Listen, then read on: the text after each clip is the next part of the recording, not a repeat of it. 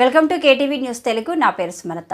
బాపట్ల జిల్లా వేమూరు నియోజకవర్గం ఉమ్మడి కూటమి అధికారంలోకి వస్తే తిరుపతి కాలినడకన వస్తానని రాష్ట్ర తెలుగు యువత అధికార ప్రతినిధి కనకాల మధుసూదన్ ప్రసాద్ మొక్కుకున్నారు. కనకాల మధుసూదన్ ప్రసాద్ వారి 60 మంది బృందంతో ఎండకి వానకి నడుస్తూ పాదయాత్రగా ఈరోజు తిరుమల కొండకి చేరుకున్నారు.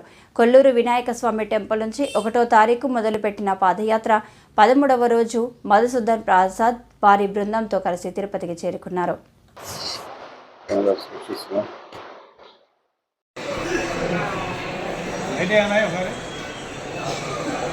నా పేరు కనకాల మధుసూదన్ ప్రసాద్, రాష్ట్ర తెలుగు యువత అధికార ప్రతినిధి.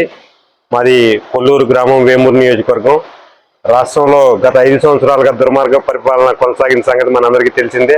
ఆ సందర్భంగా జగన్మోహన్ రెడ్డి రాష్ట్రాన్ని అధోగతి పాలు చేయడంతో పాటు ప్రజలందరినీ కూడా చాలా ఇబ్బందులకు గురి చేశాడు. ఆ సందర్భంగా కలియుగ దైవమైన వెంకటేశ్వర స్వామికి మేము మొక్కుకోవడం జరిగింది. దుర్మార్గ పాలన అంతమై రాష్ట్రాన్ని సరిగ్గా పరిపాలించేటువంటి నాయకుడైనటువంటి చంద్రబాబు నాయుడు ప్రభుత్వం అధికారంలోకి రావాలని కోరుకోవడం జరిగింది. మేము కోరిన విధంగా వెంకటేశ్వర స్వామి ఈ నర్రూప రాక్షసుడు, దుర్మార్గుడు, సైకో అయినటువంటి జగన్మోహన్ రెడ్డి పరిపాలన అంతమొందించి చంద్రబాబు నాయుడు పరిపాలన రావడం జరిగింది.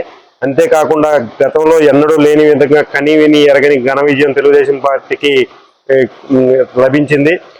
జగన్మోహన్ రెడ్డికి కేవలం 11 సీట్లతో ప్రతిపక్ష హోదా కూడా లభించలేదు. దానికి కృతజ్ఞతగా కలియుగదైవం వెంకటేశ్వర స్వామికి మొక్కు తీర్చుకోవడానికి మేము ఈ నెల 1వ తారీఖున పాదయాత్రగా తిరుపతికి బయలుదేరడం జరిగింది.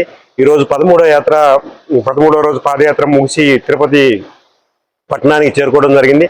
ఈ సందర్భంగా మాకు ఇక్కడ స్వాగతం పలికిన తెలుగుదేశం నాయకులు కరణం హేమంత్ గారికి, అదేవిధంగా ఇతర నాయకులందరికీ కూడా ధన్యవాదాలు తెలియజేసుకుంటూ రేపు ఉదయం అలిపిరి నుంచి తిరుమల కొండకు చేరుకుంటాం.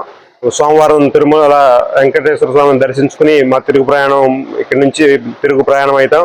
ఈ సందర్భంగా దారి పొడుగునా మాకు స్వాగతం పలికిన, సంఘీభావం తెలిపిన ప్రతి ఒక్కరికి కూడా ధన్యవాదాలు తెలియజేసుకుంటూ, పాత్రికేయ మిత్రులు కూడా కృతజ్ఞతలు తెలియజేసుకుంటూ సెలవు తీసుకుంటాం.